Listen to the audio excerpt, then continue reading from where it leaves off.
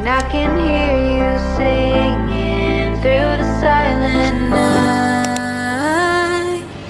Do you ever feel the need to get away from me? Do I bore you, or do you want to take me from this crowded place to somewhere we can find some peace, and the world is ours to keep?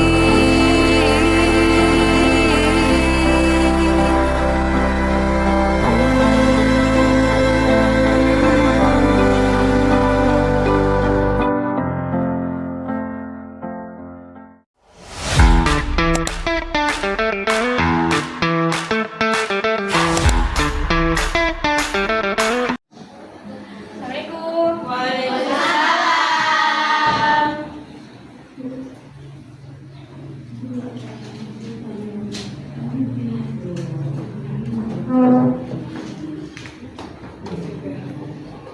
Al-Fatihah.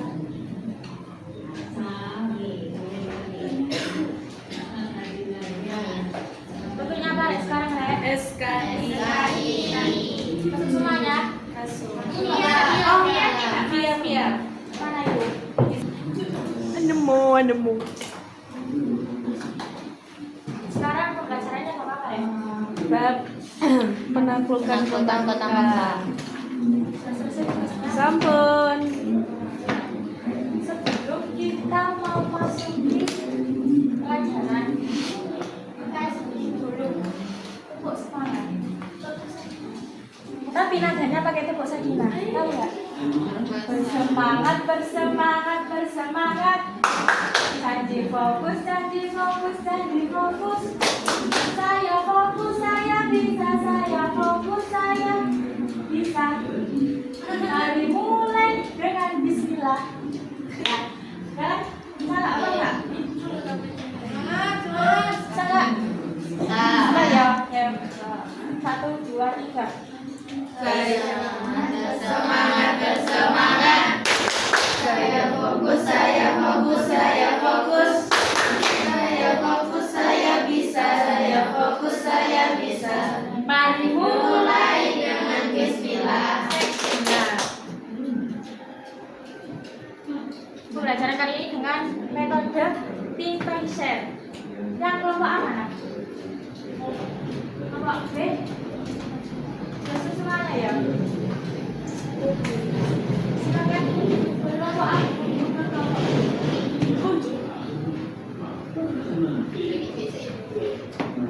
Maju dah kan ini. Ayo semoga. Shoot.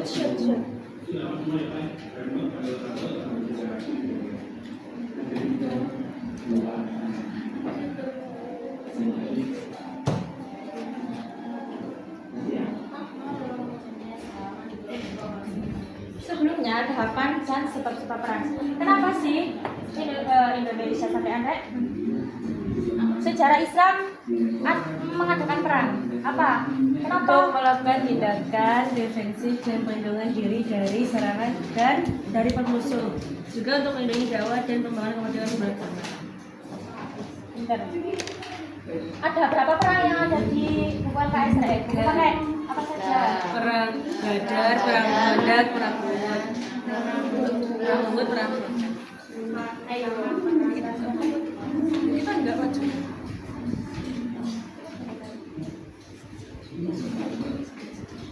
Assalamualaikum warahmatullahi wabarakatuh. Waalaikumsalam warahmatullahi wabarakatuh. Saya dari perwakilan kelompok A mau menjelaskan bab penaklukan kota Mekah. Dadah.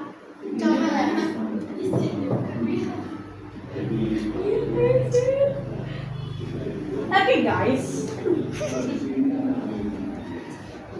Nah, penaklukan kota Mekah itu gak langsung ditaklukkan, tapi ada perang-perangnya ya.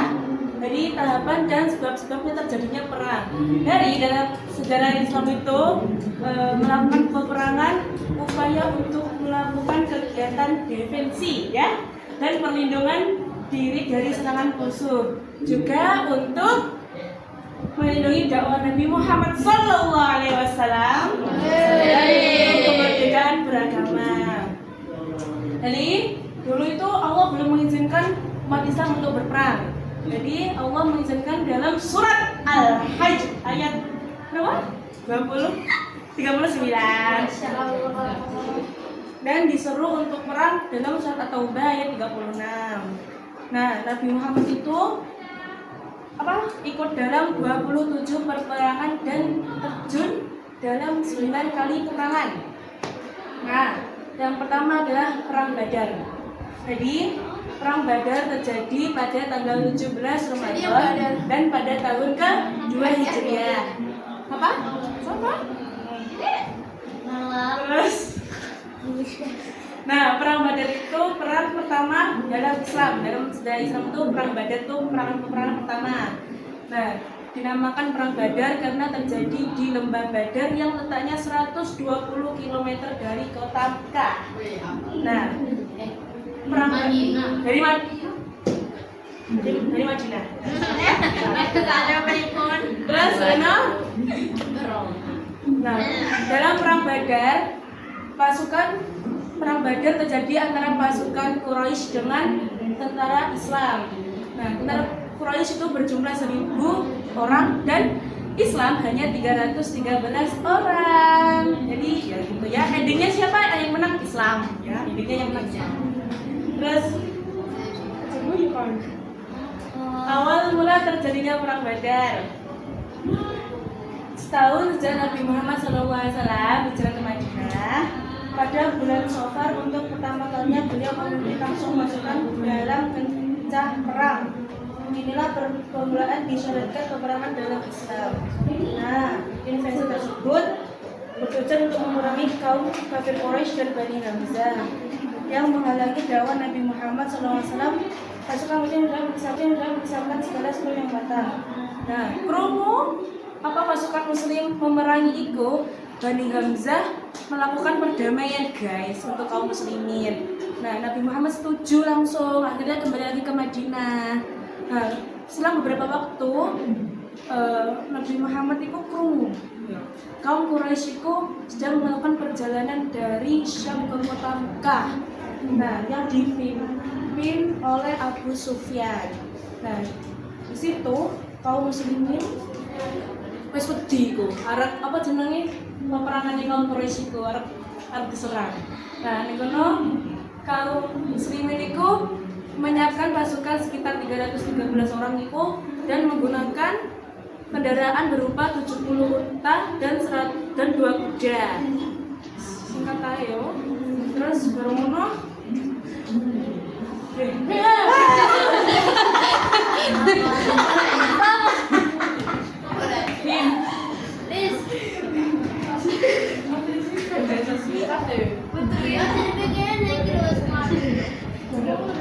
kaum Quraisy itu dipimpin langsung oleh Abu Jahal yang jumlahnya itu 1000 orang.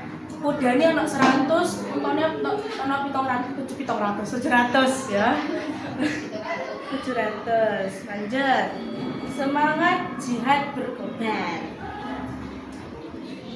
Nah, kedua pasukan itu langsung bertemu di lembah Badar. Nah, habis itu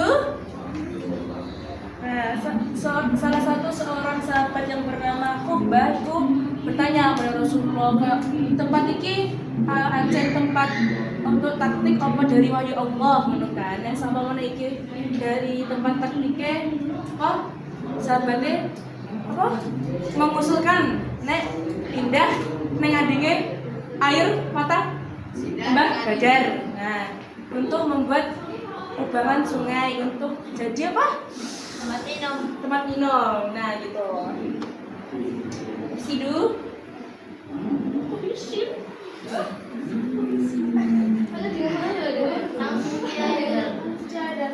Terus C.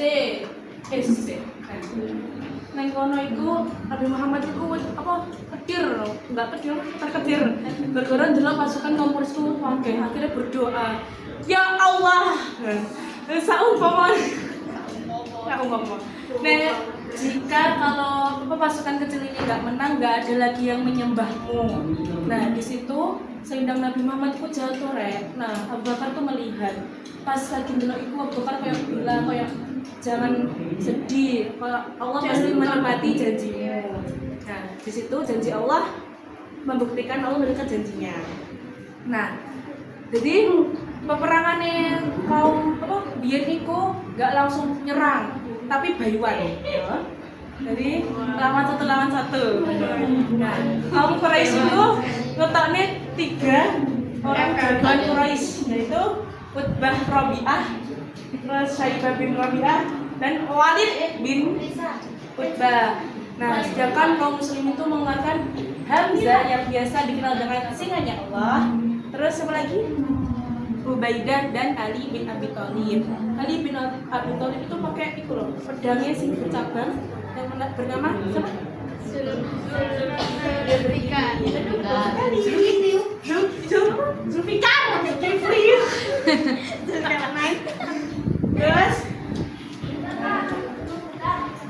Terus kono tiga-tigane orang jagoan Quraisy mati kabeh. Nah kono iku wis kaum Quraisy wis ketir wis wedi. Akhirnya ning kono kaum muslim itu jihadnya langsung berkobar. Terus habis itu Allah itu langsung menurunkan wahyu intinya ini.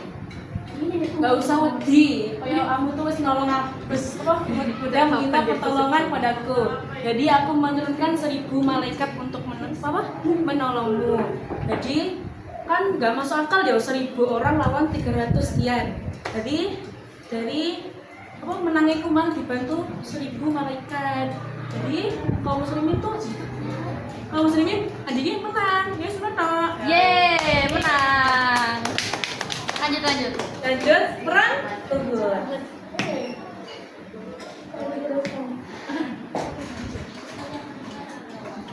Yang kedua adalah perang Uhud. Perang Uhud terjadi karena kaum musyrikin Quraisy dalam perang Badar sungguh merupakan perang berat bagi mereka karena kalah dalam perang Badar ini. Mereka tiada henti-hentinya berusaha dengan berbagai cara agar dapat membalas Nabi dan tentara-tentara muslimin. A. Persiapan kaum musyrikin Quraisy. Para pembesar musyrikin Quraisy kumpul untuk membicarakan cara melakukan pembalasan. Pertemuan itu menghasilkan beberapa keputusan. Yang pertama, dana untuk peperangan membalas kekalahan. Yang kedua, kaum Quraisy perlu mengadakan perjanjian. Yang ketiga, para perempuan Quraisy harus ikut berangkat ke peperangan. B. Kekuatan pasukan musyrikin Quraisy. Pasukan musyrikin Quraisy berhasil terkumpul sejumlah 3.000 personil, di antaranya 200 pasukan berkuda yang dipimpin oleh Khalid bin Walid dan 700 pasukan berbaju besi. Salah satu budak belia yang berada di Habasya sangat terampil dalam menempel lembing namanya Washi. Dia dijadikan oleh majikannya akan dibebaskan dari perbudakan jika berhasil membunuh Hamzah paman Nabi Sallallahu Alaihi Wasallam. Pasukan musyrikin bergerak menuju Madinah dengan membawa panji-panji kebesaran mereka. Bahkan mereka membawa Tuhan terbesar mereka yaitu Allah Hubal. C. Persiapan pasukan muslimin.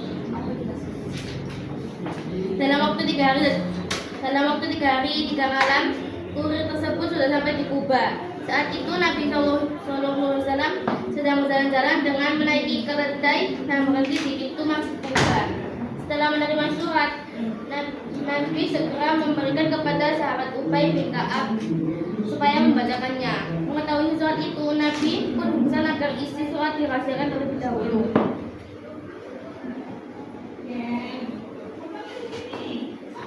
Nabi Muhammad, pendapat Nabi ini sama dengan pendapatnya Abu Muhammad bin Ubay bin Salul, tokoh munafik dan didukung para sahabat angkatan tua.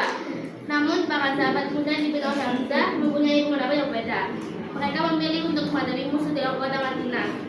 Para sahabat angkatan muda dengan penuh semangat mengemukakan pendapatnya di hadapan Nabi. supaya tidak bersujud sambut dan dihadapi di dalam kota dan tidak membiarkan mereka mendekat atau masuk ke dalam kota. Bahkan mereka mengatakan kepada Nabi, ya Rasulullah, apa yang kita khawatirkan dan apa pula yang kita takutkan jika kita menang. Itulah yang kita harapkan, dan jika kita kalah, kita mati sebagai syahid. Kita telah disediakan tempat dalam surga di sisi Allah SWT. D.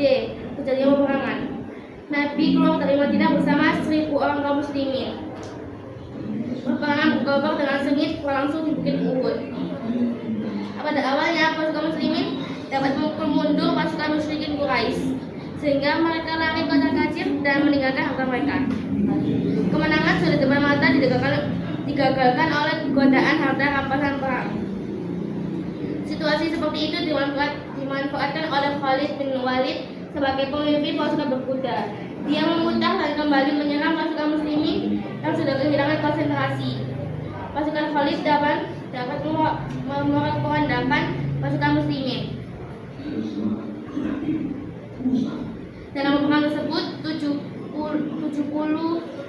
pejuang muslim gugur sebagai syuhada. Salah satunya adalah Hamzah bin Abdul Muthalib, paman Nabi SAW. Perang Uhud menjadi hari yang penuh ujian dan sekaligus seleksi. Di sana Allah menguji kaum mukminin dan menyingkap siapa saja orang munafik, dan dari mereka Allah memberikan kehormatan bagi siapa saja yang menginginkan mati syahid. Perang Uhud telah mewujudkan sifat-sifat yang utama seperti kebuhan dan ketegahan, pendirian, pengorbanan, keimanan, serta sifat kesatria. Yang ketiga adalah perang Khandaq.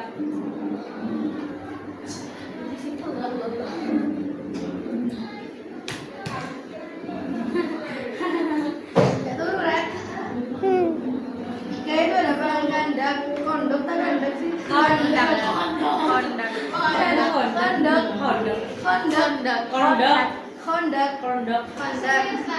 Nah, di perang Khandaq ini Bani Nadir itu diusir guys dari Mekah. Tampaknya sakit hati ya, emang mereka tuh gak perang.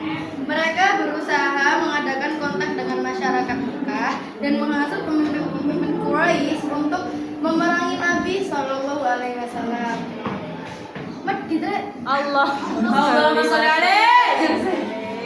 Dan muslimin di Madinah. Setelah menghasut kaum musyrikin Quraisy, mereka juga mendatangi kabilah Khatafan dan kabilah-kabilah Arab di sekitar Mekah. Di sini tuh ada 3 guys. 3 apa? Nggak tahu. Di sana tuh ada persiapan kaum muslimin. Kabar pengiriman pasukan musyrikin Quraisy beserta sekutunya dalam jumlah yang fantastis terdengar sampai di Madinah. Hal ini sempat merisaukan hati kaum muslimin guys. Nabi Muhammad SAW sebagai seorang pemimpin segera mengadakan musyawarah untuk menghadapi segala sesuatu dengan strategi yang tepat. Yang kedua ada berlangsungnya perang Khandaq.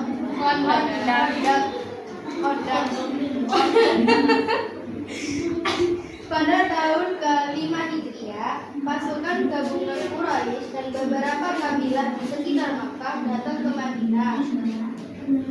Pasukan Quraisy tak menyangka dengan sistem pertahanan yang disiapkan kaum muslimin dengan mengandalkan parit atau khandaq. Inilah sebabnya dinamakan perang Khandaq. Soalnya mereka itu mengandalkan parit dan khandaq. Gitu ya. Yang terakhir itu akhir perang Khandaq. Pasukan gabungan kaum kafir itu putus asa dan memutuskan untuk kembali ke negerinya masing-masing.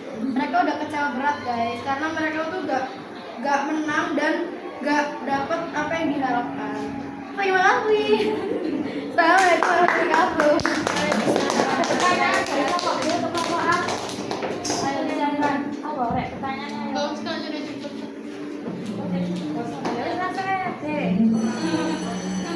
Kakak. Jadi kesimpulannya perang. Ada berapa perang? 3. Apa saja?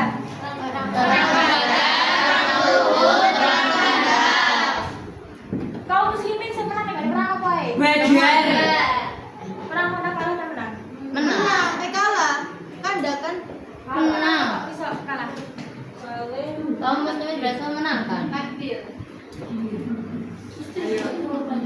Soalnya kalau di perang Badar itu Allah menepati janji. Karena mereka putus asa. Iku perang apa itu? Kandang. Karena mereka Beliau mereka tidak kayaknya yang kandang. Sing kalah perang apa ya? Sing kalah. Yang kalah perang Uhud. Perang Uhud. Kondang menang tak kalah? Menang.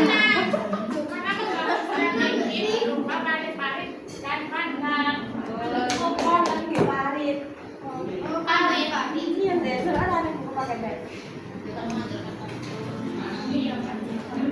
Kenapa dalam perang sih itu berapa menit? Uhud. Kok kalah ibu tadi?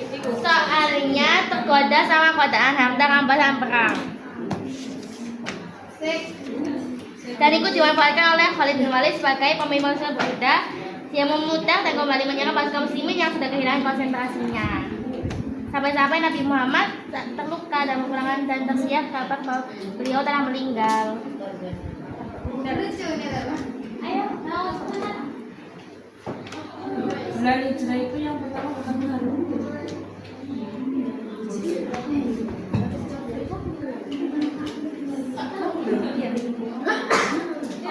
Bulan Hijrah itu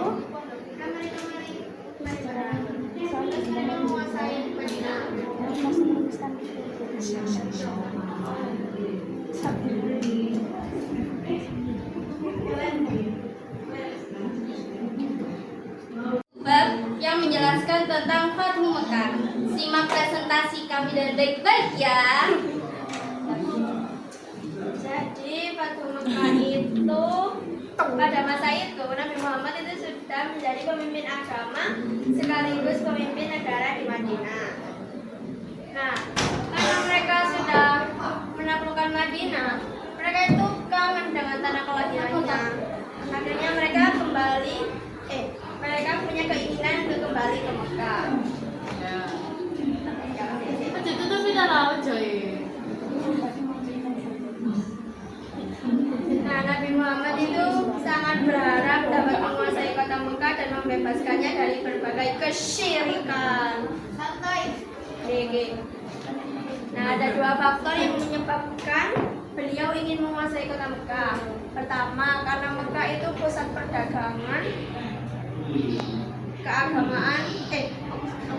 karena Mekah itu pusat keagamaan bangsa Arab dan cikal bakal Islam akan dikenal oleh dunia luar. Terus yang kedua, kalau kaum Nabi Muhammad sendiri yaitu kaum kafir Quraisy dapat diislamkan, Islam akan lebih mendapat dukungan yang kuat karena orang-orang Quraisy memiliki kekuasaan dan pengaruh yang besar. Dulu sebagian sahabat mengeluh kepada Nabi Muhammad akan beratnya siksaan dari kafir Quraisy. Mereka memohon kepada beliau agar berdoa kepada Allah supaya menegarakan kemenangan. Namun beliau menjawab, sungguh agama ini akan jaya tetapi kalian terburu-buru. Nabi Muhammad mendidik sahabatnya dengan pengorbanan dan kesabaran karena buahnya pasti tercapai sekali berlama. Buah dari perjuangan dan kesabaran mereka tercapai setelah 21 tahun dalam berdakwah dan jihad fisabilillah. Allah Subhanahu wa taala berfirman dalam Al-Qur'an surah Al-Hadid ayat 10. Intinya tidak sama orang yang menginfakkan hartanya di jalan Allah di antara kamu dan berperang sebelum menaklukkan Mekah. Mereka lebih tinggi derajatnya daripada orang-orang yang menginfakkan hartanya dan berperang setelah penaklukan Mekah. Ya, sudah sekian saya. Terima kasih. Nah, yang kedua itu sebab terjadinya Fathu Mekah. Pada tahun ke-6 Hijriah, ibadah haji mulai disyariatkan. Nabi Muhammad yang langsung memimpin rombongan-rombongan tersebut. Rombongan tersebut berjumlah sekitar 1.000 orang. Mereka berangkat ke Mekah untuk berhaji, bukan untuk berperang. Maka dari itu mereka memakai pakaian ihram dan tidak membawa senjata. Sebelum masuk ke Mekah, penduduk Mekah sudah menghalangi rombongan muslimin. Mereka tidak mengizinkan kaum muslimin untuk ke Mekah. Akhirnya diadakan kesepakatan antara Quraisy dan Nabi Muhammad yang dikenal dengan Perjanjian Hudaybiyah.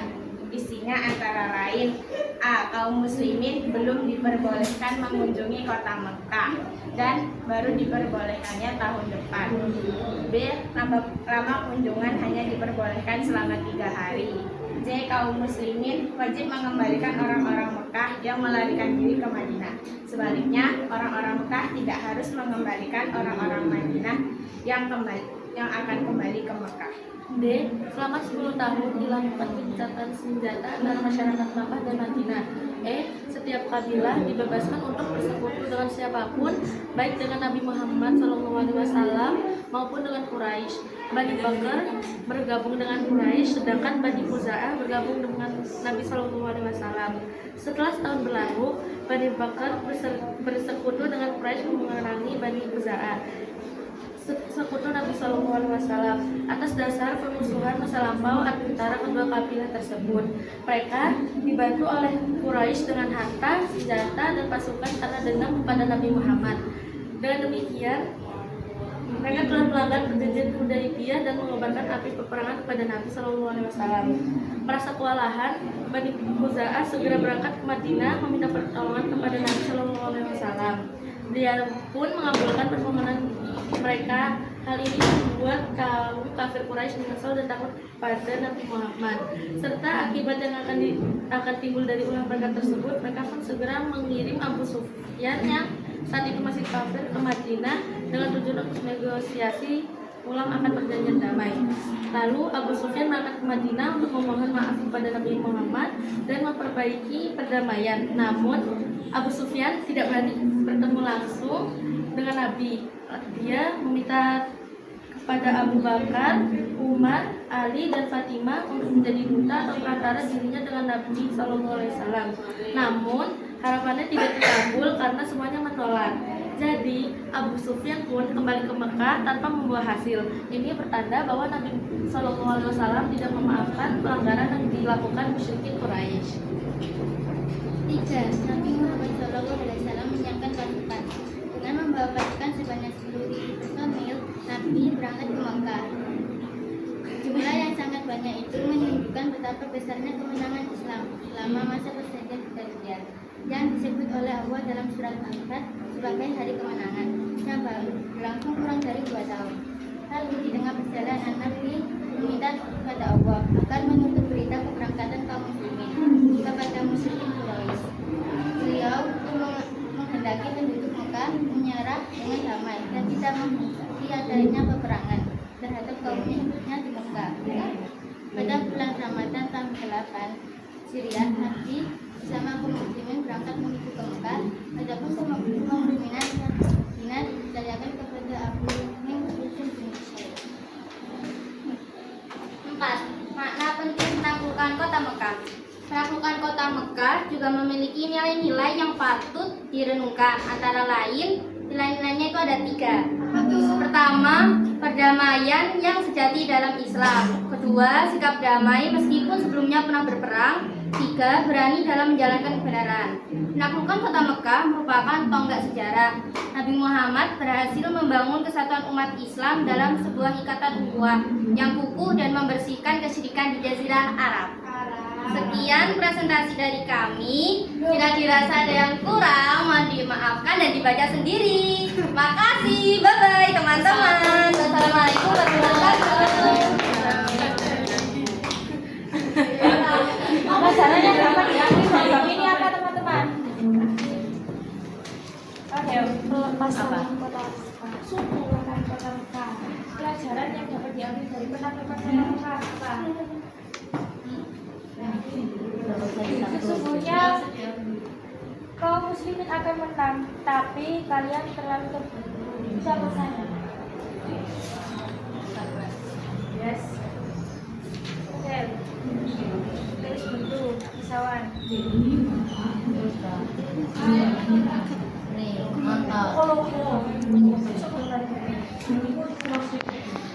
Dan juga ya ini ya mengembangkan ketigatan yang disebutkan Zareta ya. Sudah ada yang ditanyakan? Tidak.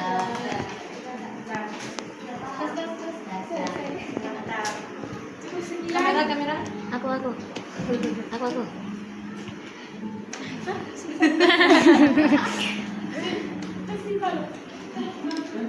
Dadah. Ayo senyum. Cukup sekian pembelajaran hari ini. Kita tutup dengan Salam.